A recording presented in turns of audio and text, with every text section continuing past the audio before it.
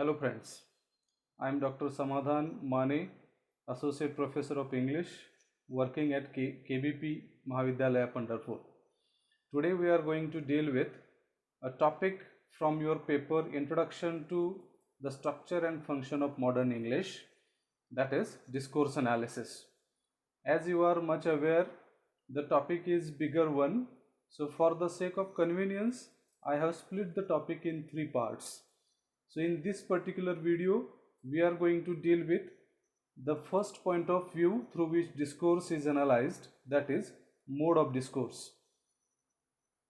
So as you are aware, discourse is any piece of language that is bigger than a single sentence.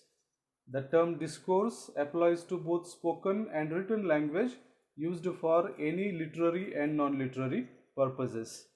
A number of sentences make passage, and such a passage is called as discourse. You might have studied hierarchy of linguistic units. In that hierarchy, discourse is the highest linguistic unit, which is biggest of all.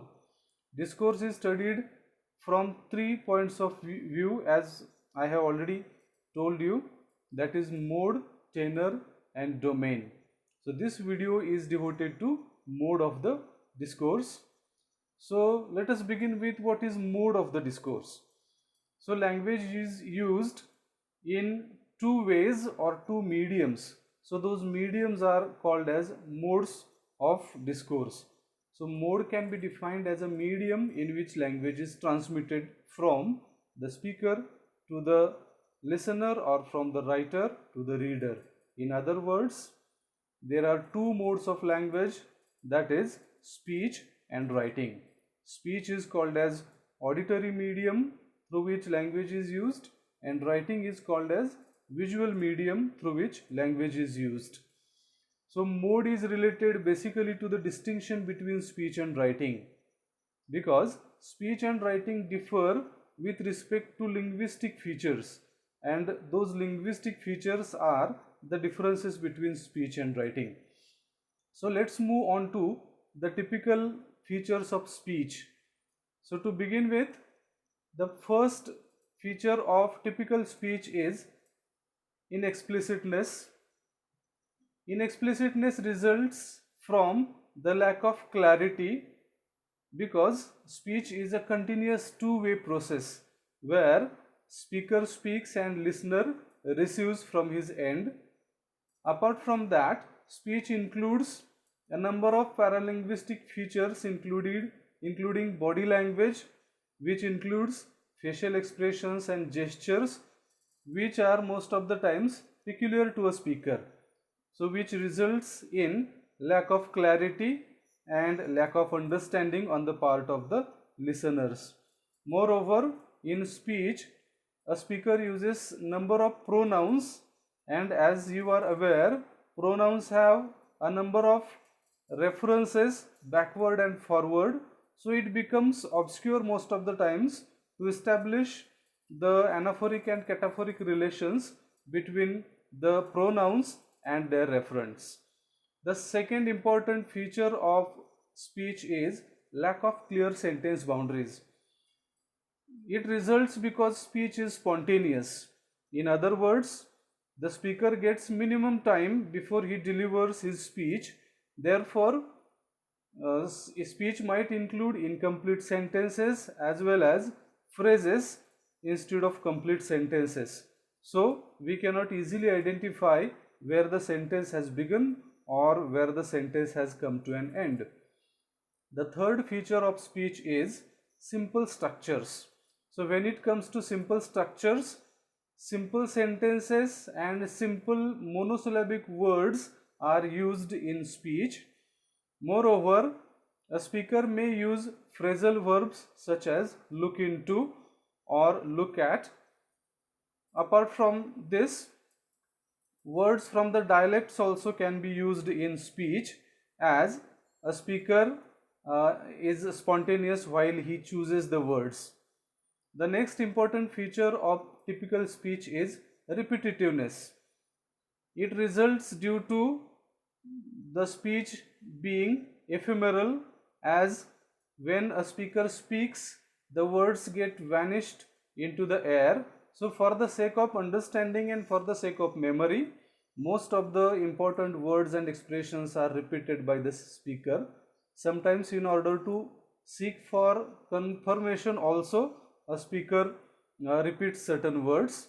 The next feature of typical speech is normal non-fluency. Here also non-fluency results from naturalness of the speech. Speech is natural, most of the times unprepared and spontaneous also. So therefore a speaker uses gap fillers such as etc. in order to fill the gaps that is created between the words. So right now also the present speaker is using certain gap fillers as it's an example of a speech. Then non-fluency also results because of unfinished sentences and grammatical blends also. So grammatical blends are mixture of the two different patterns, which is a typical feature of speech. Otherwise in writing we don't use grammatical blends. The next feature of typical speech is monitoring and interaction features. So these monitoring and interaction features are used by the speakers because the speaker wants to attract the attention of the listeners. Therefore, features such as short responses, action responses also most of the times if the speakers are present face to face, and expressions like okay, well, you know, I mean, never mind, no, and most of the times speaker uses the feature of asking questions also in order to check whether the listeners are attentive or not. The last feature of typical speech is features reflecting informality. So speech is relatively informal, therefore most of the times grammatical rules are not carefully followed by the speakers. Apart from this, informal expressions and intimate terms of address also are used in speech. For example, intimate terms that are used by the friends to address each other are used in speech.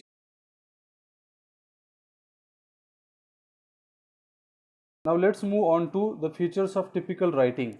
The first feature of typical writing is explicitness, which simply means clarity. So everything is made clear by the writer as he gets more time before he writes, and most of the writing is self-explanatory, which results in clarity. Due to the more time which a writer gets before he delivers his content, the writing becomes well organized and he has a choice to use compact language. The second feature of typical writing is clear sentence boundaries. So writing has a clear sentence boundaries simply means that conventions of writing are followed in typical writing. For example, each sentence begins with a capital letter and ends with a full stop. So a reader can easily identify where a sentence starts and where does it come to an end. Important points can be underlined or italicized by a writer and writing becomes well organized. The third feature of writing is more complex structures. So polysyllabic words and complex words which a writer chooses result in complex structure of writing. Most of the times writers use technical words also, which results in obscurity. The next feature of writing is non-repetitiveness, as there is no need to repeat any word because written words are permanent. So writer does not repeat any single word or expressions. Next feature is fluency. Writer has sufficient time before he writes, therefore writing becomes fluent and well organized.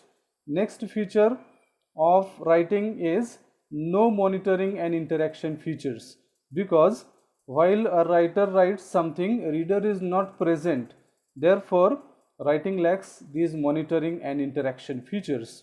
There is no any kind of dialogue there in writing. The last feature of typical writing is features reflecting formality. So writing is relatively more formal than speech. Therefore, rules of grammar are carefully followed while writing, and most of the times formal expressions and formal terms of address such as sir, madam are used while writing. Now, at the end of this video, let us see whether we have understood the characteristics of speech and writing. These types of questions you might face in your examination.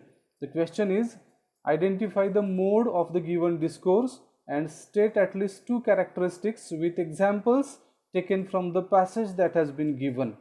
So one passage is given. Now read the passage and see whether you have got how to analyze discourse from the point of view of mode. Thank you very much.